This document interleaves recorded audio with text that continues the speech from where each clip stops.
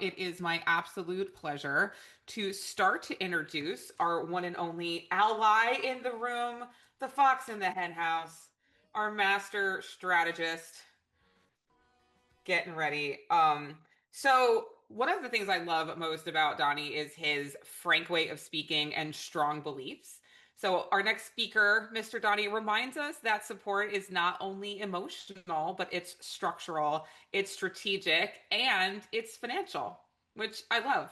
Donnie, I loved hearing from you before we came on this call, so I really think it's going to be such a wonderful share for you. So, for those of you who don't know, Donnie is a wealth strategist, speaker, and author of Get Wealth Up. I think he has a copy of his book. You go ahead and take a look at that. But Donnie is known for helping individuals and families. There it is. Helping individuals and families build wealth with clarity, intention, and confidence. Donnie has a background in business systems, consulting, and real estate investment and development. Donnie brings a practical and accessible approach to wealth building, helping people move beyond uncertainty and into ownership of their financial future. His work focuses his work focuses on creating systems that allow wealth to grow sustainably, quietly, and with purpose.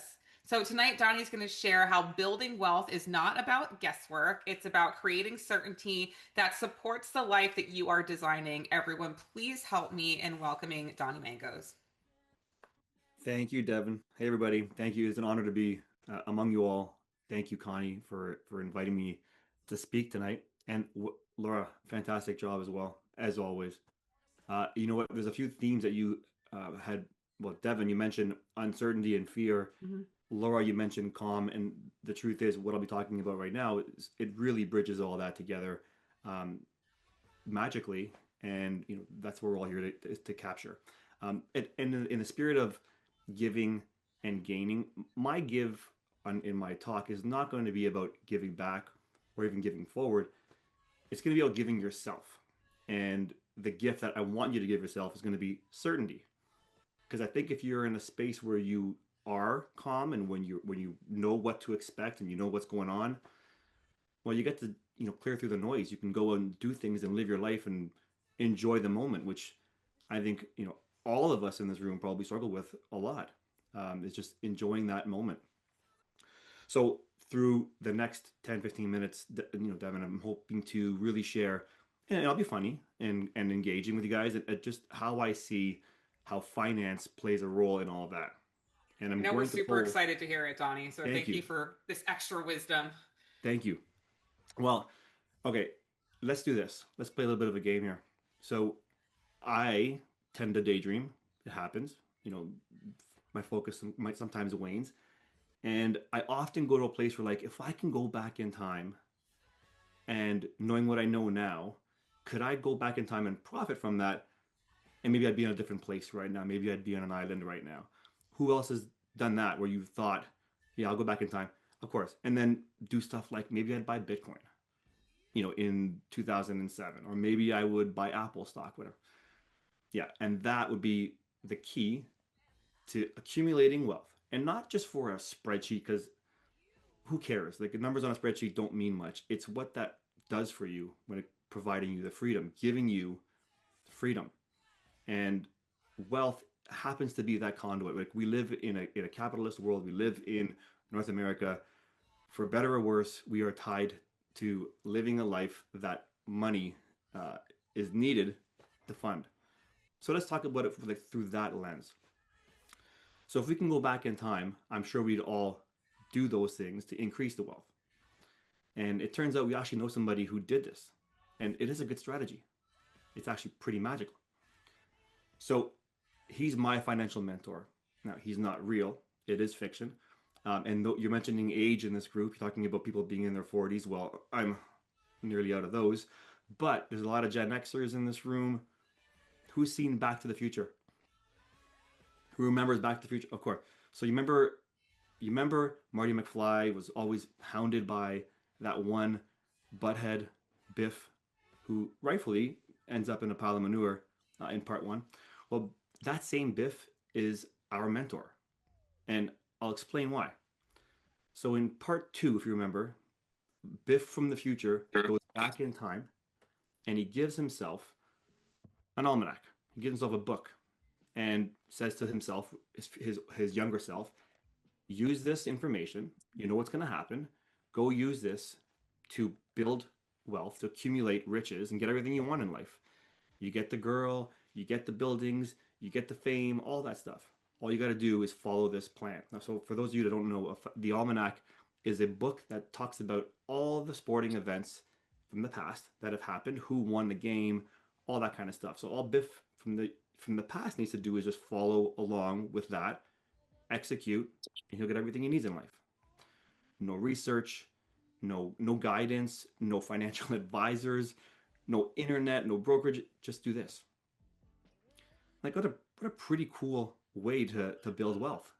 We had this since 1985. We knew about this, but it's not what we do, and because of that, we go through this anxiety riddled uh, way of accumulating wealth. Stop me if it sounds familiar, but many of us here are either entrepreneurs or you're an employee, and you earn this. This is how much money you earn. Okay, however you bring it in, fantastic. But we're in Canada or the United States, some of us here, and we pay taxes. So before we get to see all of our money, we've got to reduce it by what we're paying in income taxes. From there, if you got kids like I do, mortgage, house or rent, car payments, school, all that stuff, we're bringing this thing down to this little bit left. And whatever we do with the leftovers here, that's all we've got. We try and do something with that to grow it. So we try and save it, might even try to invest it. And what we're hoping for is that little leftover that we're putting in away, we're trying to build that into a big number through investing, doing this over the years. And some years we have leftovers, and some years we don't. And some years when we're putting our money into investments, it might work out. It also might not. We don't know. Going back to uncertainty, Devin, that's uncertain. And what I've come to realize is if that's financial planning, then all financial planning is hope based. We're hoping the market cooperates. We're hoping Trump doesn't say anything to destabilize the world. We're hoping wars don't happen or don't continue. We're hoping we pick winners. We're hoping there's no down years. We're hoping that we do enough of this over the years that we can have a really big pile when we're ready to retire. And we're also hoping that we don't have just that much and we live beyond that means and we outlive our money. So much hope. Yeah, I completely agree, Connie. There's just so much hope. Now, when I look to my buddy Biff, and he's looking down on me, saying, "Why waste time? What are you doing to yourself here?" Biff wouldn't do it this way. Biff knows the way to do this is just use certainty to produce what it is that you want from life, even in this wealth space. So it brings you to the next phase of this certainty. How do we achieve certainty? Think about this. For those of you that have a mortgage, or even if you're renting, we all work with contracts in some way, shape, or form. If you got a cell phone, you've got a contract. And what that contract is doing is making promises. And oftentimes we're the ones making payments in those contracts to somebody else. We are contributing to someone else's cash flow, someone else's revenue. We are their income source under contract. So this works. These mega companies, they're not taking risks or gambling. They're putting us under contract and creating an income stream from us via contracts. And I find that interesting because contracts create certainty because they're creating um, obligation. So contracts are obligating somebody to do something.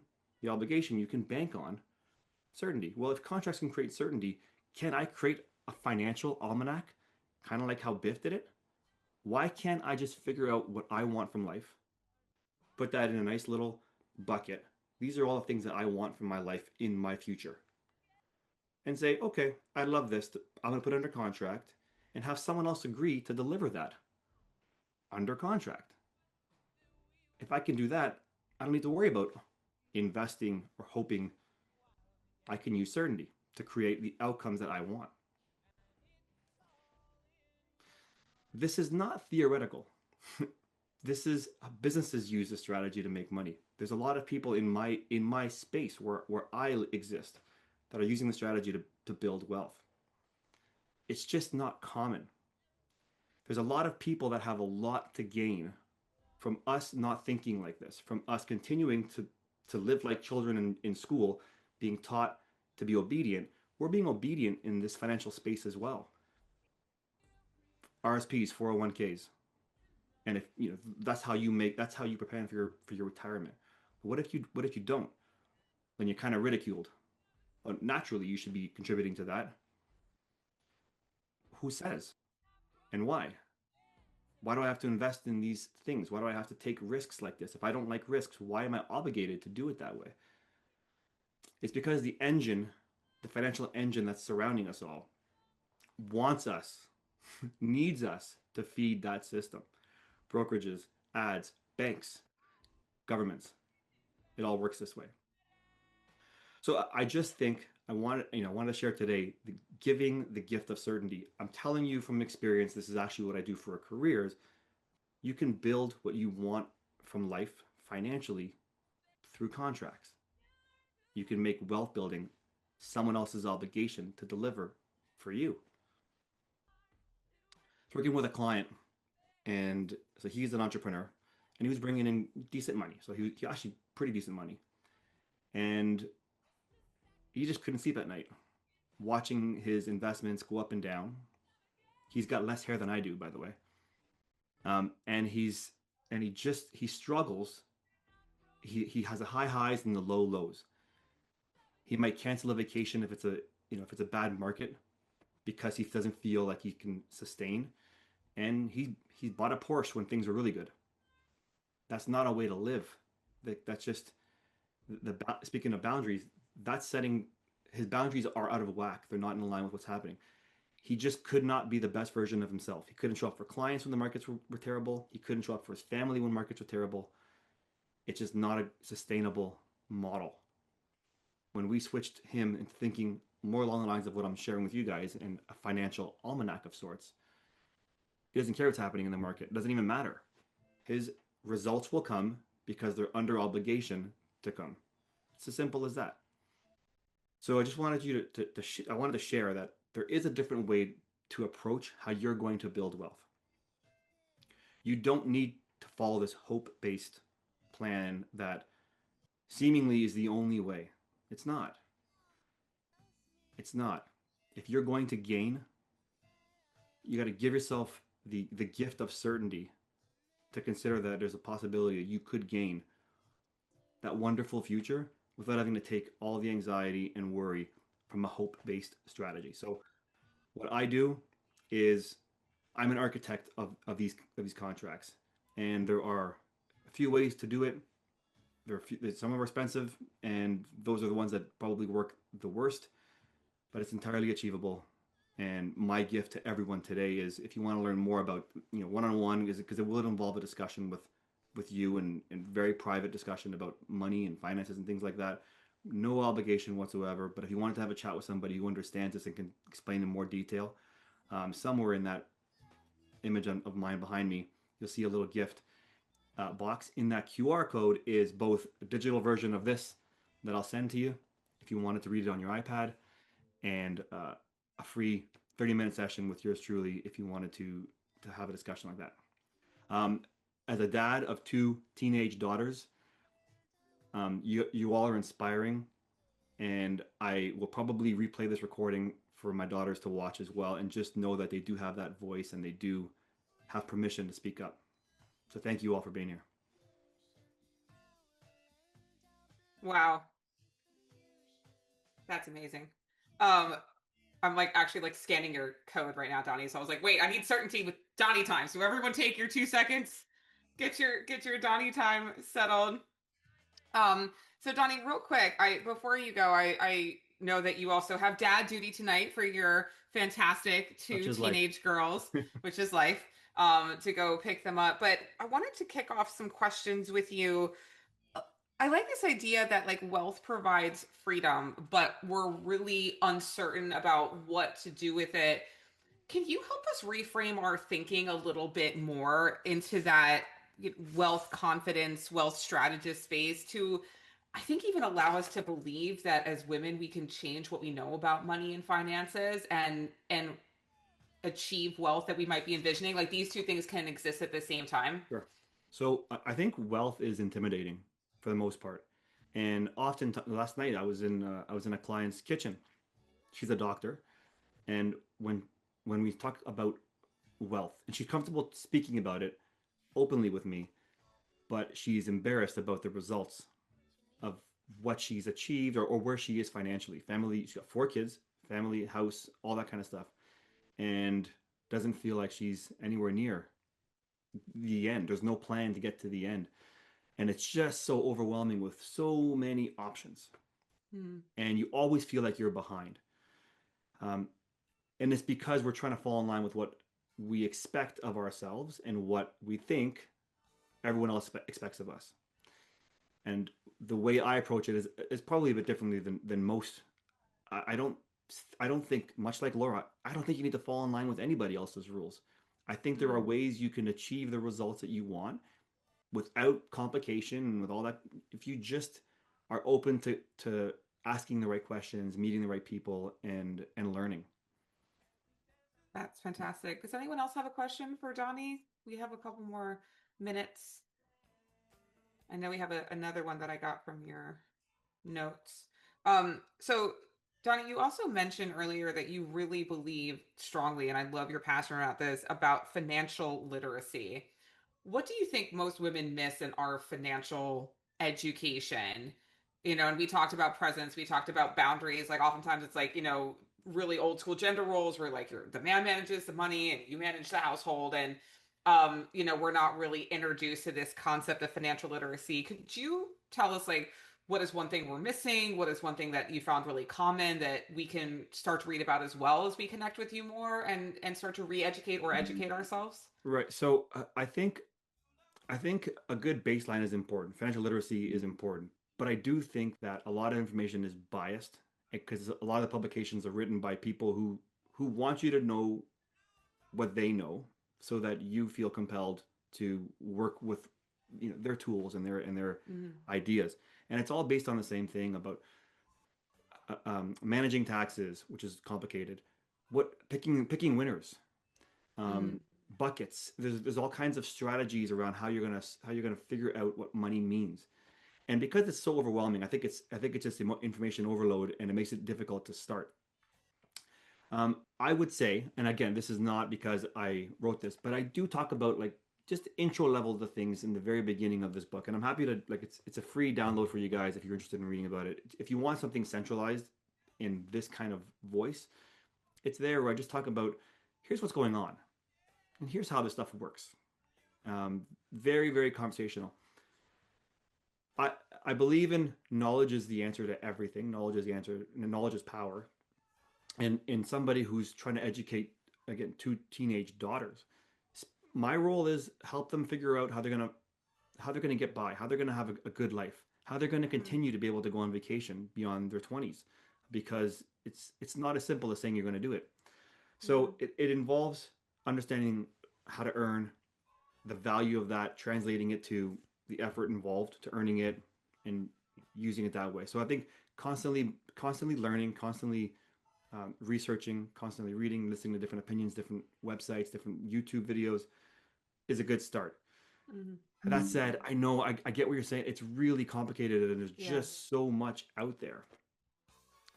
I wish I had an easy answer about how to get started in financial literacy. Tomorrow night, I am speaking at an inner city kids club for teenagers, and I'm struggling with that as well. How do I help these kids understand what financial literacy means? And my plan tomorrow is just going to be helping them understand how money comes in, income, and how money goes out, expenses, and Mm, helping them figure out how to manage that at a simplest level. Just when money's coming in, you can't spend more than you have, otherwise you're going to be using tomorrow's income to pay for a past thing. I got to start with this, and then I'm just going to go back to how do I bring in more income? And Mm. what I'm going to say to them is what I say to my kids in life. If you want to, if you want to create wealth, if you want that to find its way into your life, you need to go and help others solve problems. You need to help solve their problems. And the bigger the problem you solve, the more wealth will find its way to you somehow, some way. Go and create value in the world. And with that, it will bring in you, if you want what you want out of life, go help someone else get what they want from life. It's kind of along the same lines in that mantra. So go create value, and the bigger the problem that you solve, the bigger the reward from the universe, somehow, some way. I love that. And I love that you're bringing your message to another generation. I as a mom of a little one, mine is 8. She has no concept of money anymore because she doesn't actually have money. It's like so they said that the Gen Alphas and like some of the Gen Zs are going to be the worst generations with finances that we've ever seen because it's all about invisible digital spending. Yeah, So they're like the totally. first generation of totally digital spend. Whereas, some of our like Gen Xers, millennials, and I know we have like, our boomer parents where it's like when you had money, it was in your wallet. Like as it was always cash, you knew exactly what it was going out and you knew how to pay it. And I remember mom balancing her checkbook. But this idea of, it's just invisible. It might as well be play money because it's all just in the ether.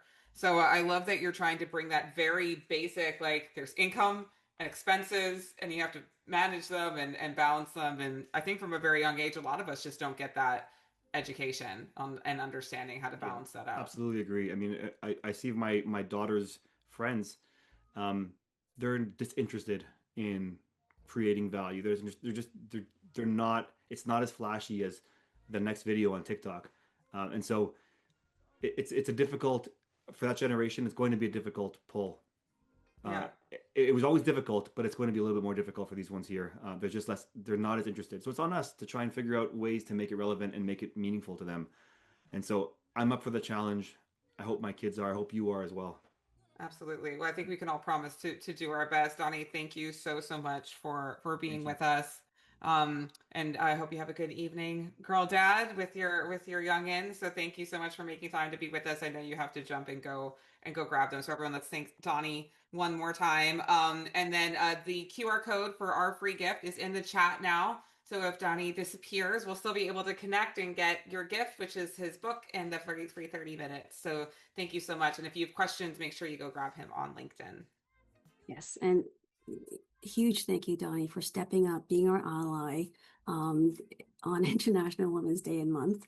And I think also what became a big aha moment for me is your story about your client being a doctor. And we assume certain titles and positions, they're well off, they have a big home, they have these responsibilities. But as we chip away and we look at our bottom profit and loss statement, you can say, it was like, I'm not where I need to be. And I think being honest with that and being vulnerable with that and being able to share that with someone they can trust, like someone like you, Donnie, I think is huge. And that's probably the first step in realizing and understanding and gaining our financial literacy is speaking with an expert and being honest of where we are right now, what our gaps in terms of our understanding, and how do we take that level up so that we can actually be more proactive in how we manage our money and our wealth. So, Donnie, thank you so much for being here.